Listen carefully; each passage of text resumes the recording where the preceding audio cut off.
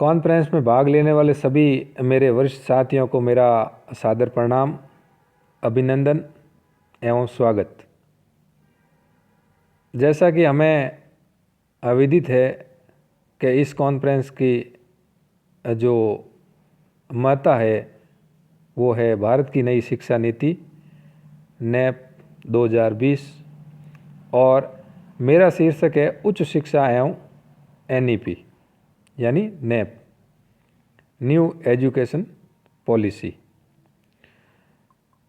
प्रस्तुतकर्ता महेंद्र सिंह राठौड़, सहायक आचार्य इतिहास, राजकीय महाविद्यालय पोखरण, जैसलमेर। भारत की नई शिक्षा नीति 29 जुलाई 2020 को घोषित की। 34 वर्ष बाद यानी 1986 के बाद जुलाई 2020 को ये घोषित की। भारत में यह नई शिक्षा नीति परिवर्तनकारी और क्रांतिकारी कदम है। इस नई शिक्षा नीति 2020 के अध्यक्ष महान अंतरिक्ष वैज्ञानिक के कस्तूरीरंगन है। नई राष्ट्रीय शिक्षा नीति 2020 को कैबिनेट ने मंजूरी दे दी है। नई शिक्षा नीति 2020 स्कूल से कॉलेज स्तर तक शिक्षा प्रणाली में कई बदलाव लाएगी। नई शिक्षा नीति में स्कूल शिक्षा से लेकर उच्च शिक्षा तक कई बड़े बदलाव किए गए हैं। जो 10+2 व्यवस्था चली आ रही थी उसमें बदलाव किया है मुख्य रूप से 10+2+3 में। उच्च शिक्षा के लिए सिंगल रेगुलेटर यानी नियामक रहेगा जो लॉ और मेडिकल शिक्षा को छोड़कर होगा। उच्च शिक्षा में 2035 तक 50% जीईआर का पूरा नाम है ग्रॉस एनरोलमेंट रेशियो पहुंचने का लक्ष्य है। ये पाठ्यक्रम क्षेत्रीय भाषाओं में विकसित किए जाएंगे।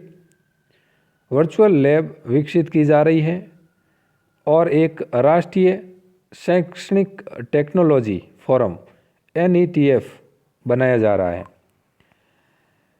देश में उच्च शिक्षा के लिए एक ही नियामक यानी रेगुलेटर होगा।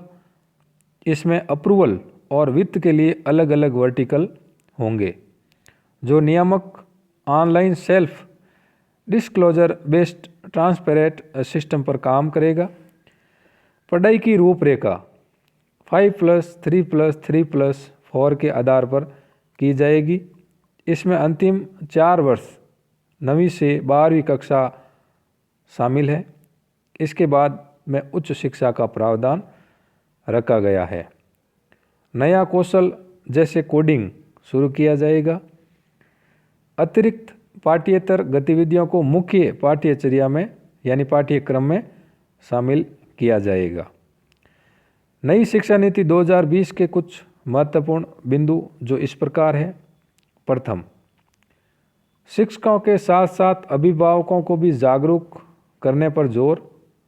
द्वितीय, प्रत्येक छात्र की क्षमताओं को बढ़ावा देना प्राथमिकता होगी नई शिक्षा नीति में। तीसरा, वैचारिक समझ पर जोर होगा। रचनात्मक और महत्वपूर्ण सोच को बढ़ावा मिलेगा।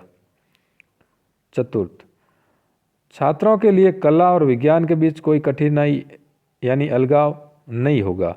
यानी कोई भी विद्यार्थी कोई भी सब्जेक्ट ले सकता है, चाहे वो आर्ट्स का हो, साइंस का हो या कॉमर्स का हो। कोई भी सब्जेक्ट ये जैसे मिक्सिंग होगा। जैसे इतिहास वाला रसायन विज्ञान ले सकता है, भौतिक विज्ञान वाला भूगोल ले सकता है, इस प्रकार। पांचवा, नैतिकता संवैधानिक मूल्य पाठ्यक्रम का प्रमुख हिस्सा होगी। नई शिक्षा नीति 2020 के कुछ अन्य महत्वपूर्ण पहलू। प्रथम, 2040 तक सभी उच्च शिक्षा संस्थानों को मल्टी सब्जेक्ट इंस्टीट्यूशन बनना होगा जिसमें 3000 से अधिक छात्र होंगे।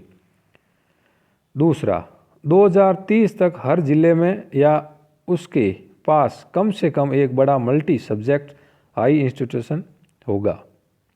तीसरा, संस्थानों का पाठ्यक्रम ऐसा होगा कि सार्वजनिक संस्थानों के विकास पर उसमें जोर दिया जाए। चौथा, संस्थानों के पास ओपन डिस्टेंस लर्निंग और ऑनलाइन कार्यक्रम चलाने का विकल्प होगा। पांचवा, उच्च शिक्षा के लिए बनाए गए सभी तरह के डीम्ड और संबंधित विश्वविद्यालयों को सिर्फ अब विश्वविद्यालय के रूप में ही जाना जाएगा। इस प्रकार नई शिक्षा नीति में संगीत, दर्शन, कला, नृत्य, रंगमंच उच्च शिक्षा संस्थानों की शिक्षा के पाठ्यक्रम में शामिल होंगे। स्नातक की डिग्री 3 या 4 साल की होगी। एकेडमिक बैंक ऑफ क्रेडिट बनेगी। छात्रों के लिए परफॉर्मेंस का डिजिटल रिकॉर्ड इकट्ठा किया जाएगा। 2050 तक स्कूल और उच्च शिक्षा प्रणाली के माध्यम से कम 50% शिक्षार्थी व्यावसायिक शिक्षा में शामिल होंगे। गुणवत्ता, योग्यता, अनुसंधान के लिए एक नया राष्ट्रीय शोध यानी अनुसंधान संस्थान बनेगा। इसका संबंध देश के सारे विश्वविद्यालय से होगा। इस प्रकार ये नई शिक्षा नीति भारत में एक क्रांतिकारी कदम है। धन्यवाद।